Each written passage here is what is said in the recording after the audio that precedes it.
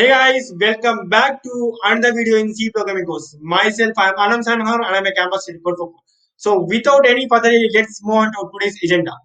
So in our today's agenda, we actually talk about multi-dimensional array, particularly the or two-dimensional array and its declaration and how to access a two-dimensional array. So we'll talk about all this concept in today's class.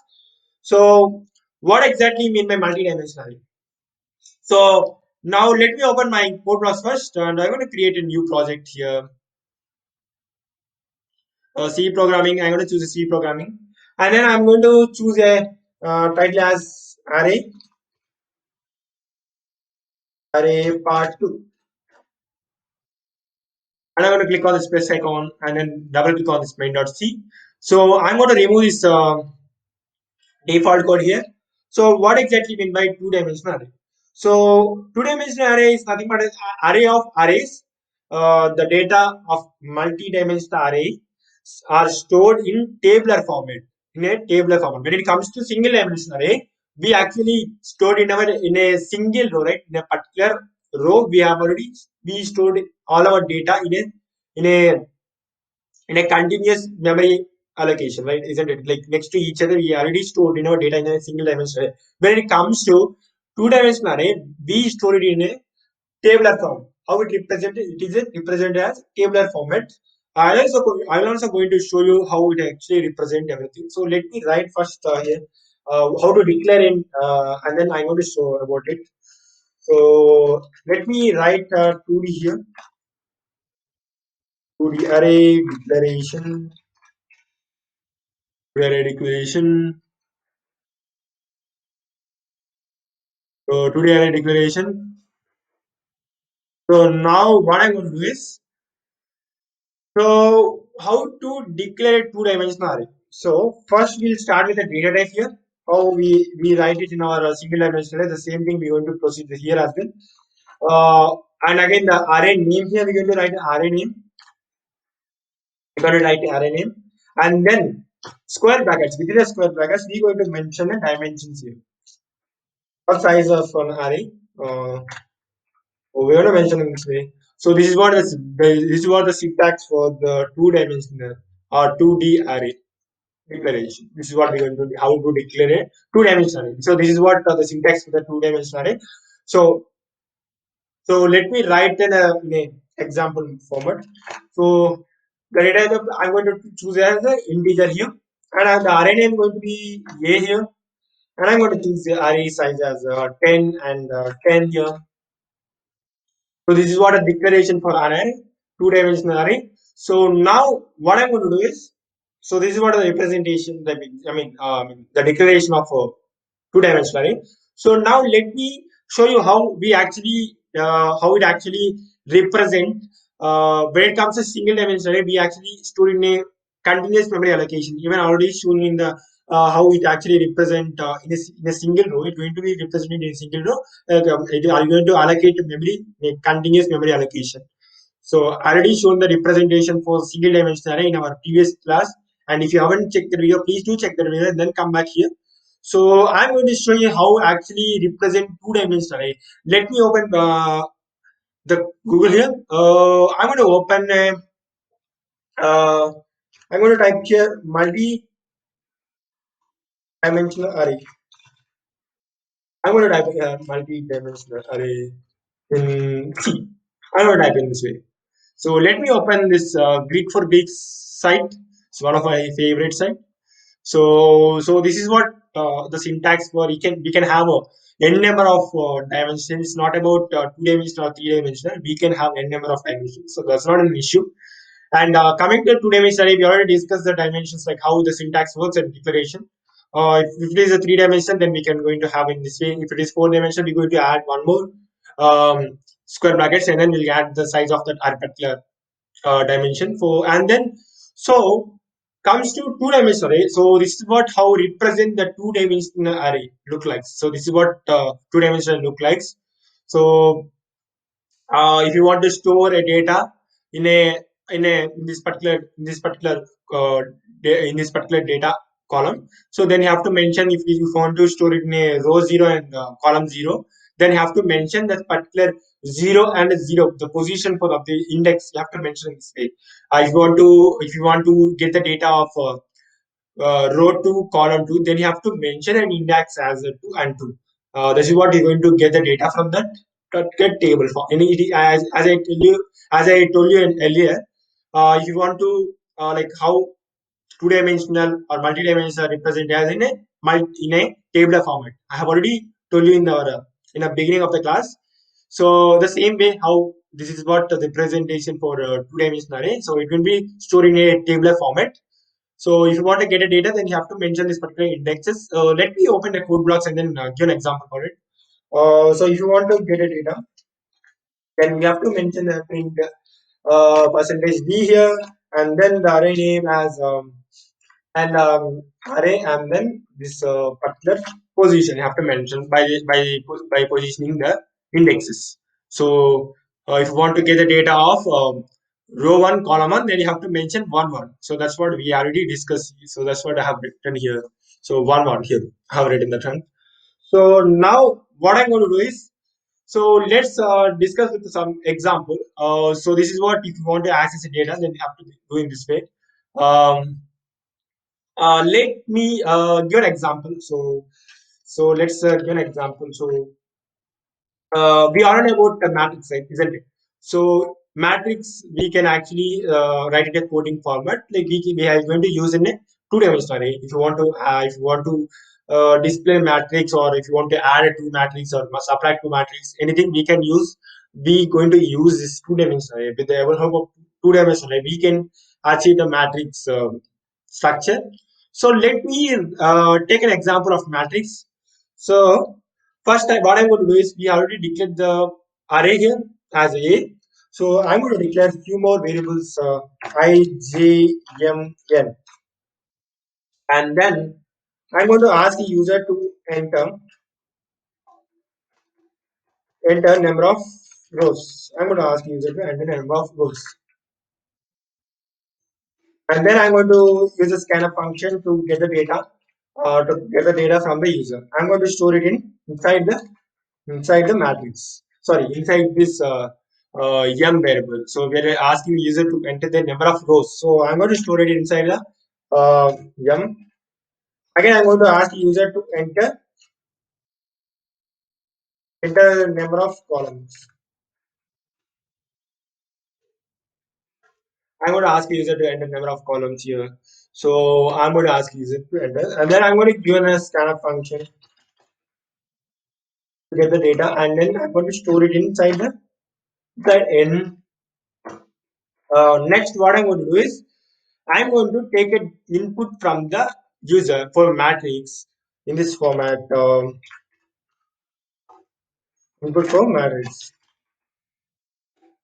So now what I'm going to do is, I'm going to choose a for loop here. Within a for loop, and I less than m and I plus plus here, and then open curly bracket. Within this, I'm going to write one more for loop. That is, we already discussed about the nested for loops in our previous classes. If you haven't checked that video, please do check that video and then come back here. We already discussed about the nested loops over there. So I'm going to do here the same nested loops here, by declaring a j here, and j less than j plus plus. Yeah. So now I'm going to ask a user to enter a data for the matrix. We are actually printing a matrix, right? The printing of a matrix. So I'm going to ask the user to enter a data for the matrix. So I'm going to ask the user to enter a data like this. Enter number.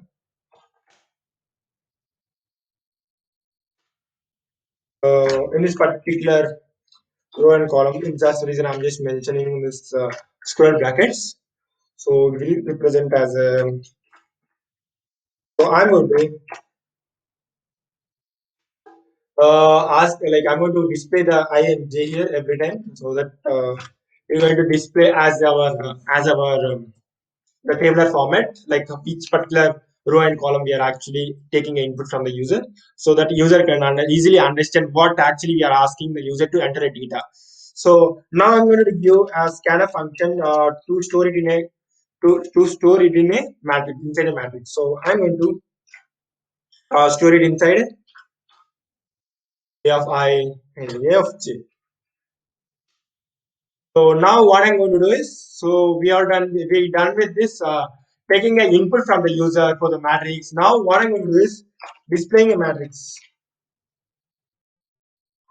display matrix. I'm going to write a display the matrix, display the matrix. So now what I'm going to do is, again I'm going to type a for loop here. For loop I equals to 0 and I less than m and then I plus plus here. In this I'm going to mention one more for loop, that is j equals to 0 and j less than n, j less than n and j plus plus here.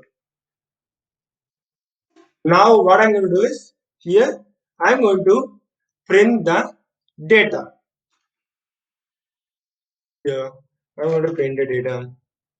Percentage d here, and I'm going to give some space here so that when we actually display matrix, then we get some space between the rows. So that's the reason I'm just giving in this way. Now what I'm going to do is, I'm going to display the matrix by just mentioning A of I and A of J here. And then I'm going to here, once we're done with this J loop, I'm going to print a new line. That's what I'm going to do here.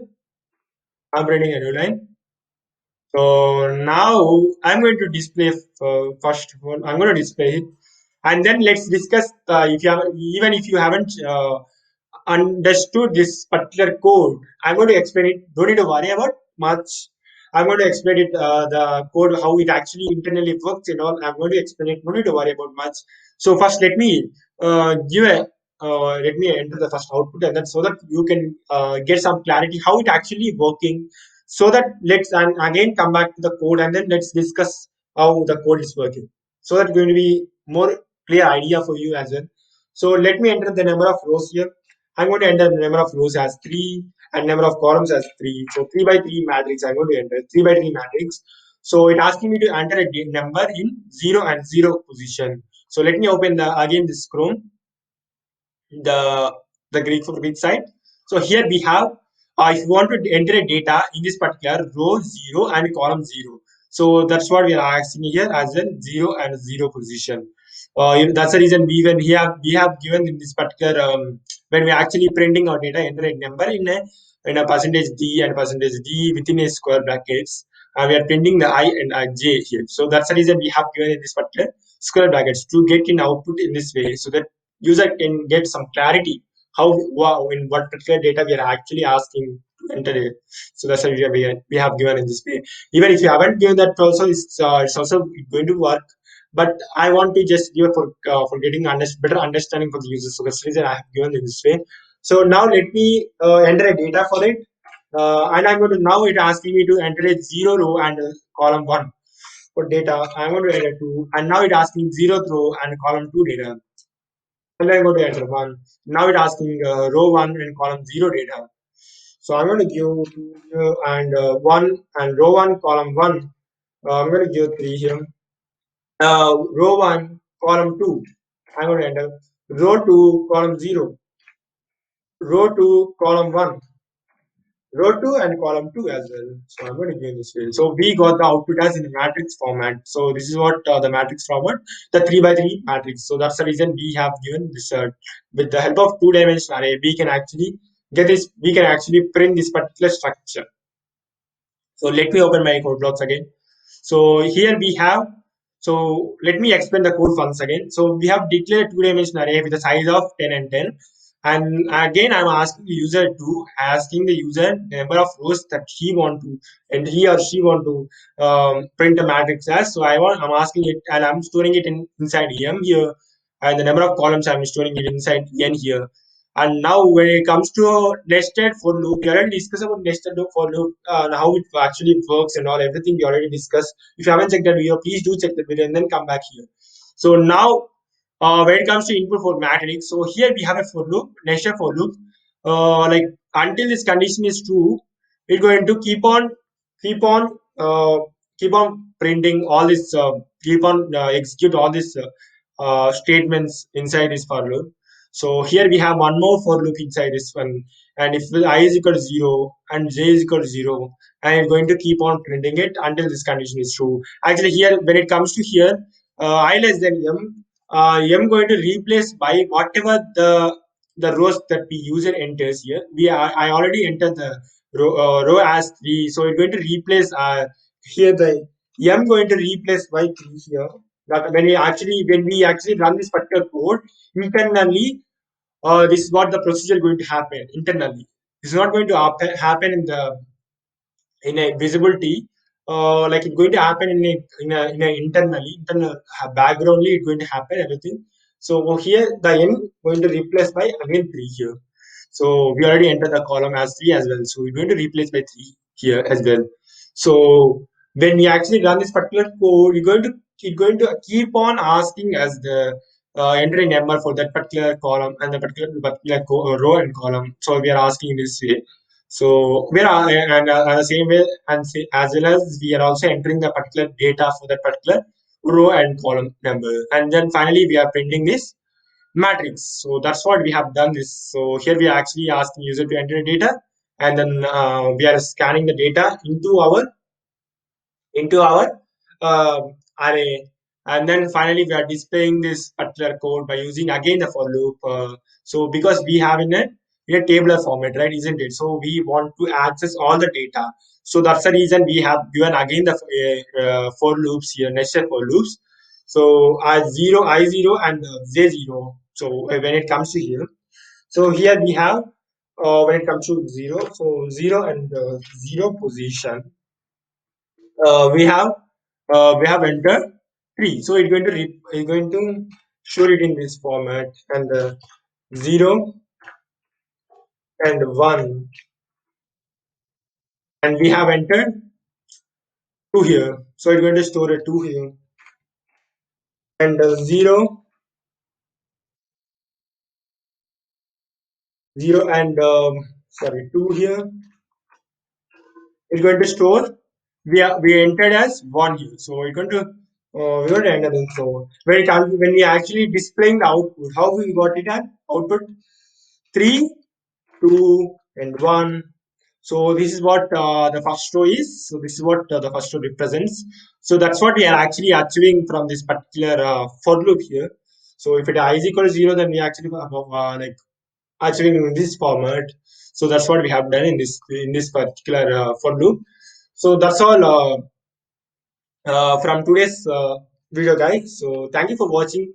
And even I'm also going to share this particular code inside our uh, GitHub repo. So if so, you can go to the even you can find this GitHub repo in your in this video. Even you can find out this particular yeah, you can find out this particular GitHub repo in the description, in this video description. If you do check the description link, so that you can get this particular link, GitHub link, so that you can access this particular codes what I'm sharing here everyday class. So you can check this codes here. If you get stuck with your code and if it's not working properly, then you can refer this particular codes what I'm sharing inside this GitHub repo. Please do check the video, and then please do check this GitHub repo if you get stuck in any point of time. So thank you for watching, guys. So thank you for watching. If you like my work, please do like, share, and subscribe to Code for Cause. Thank you.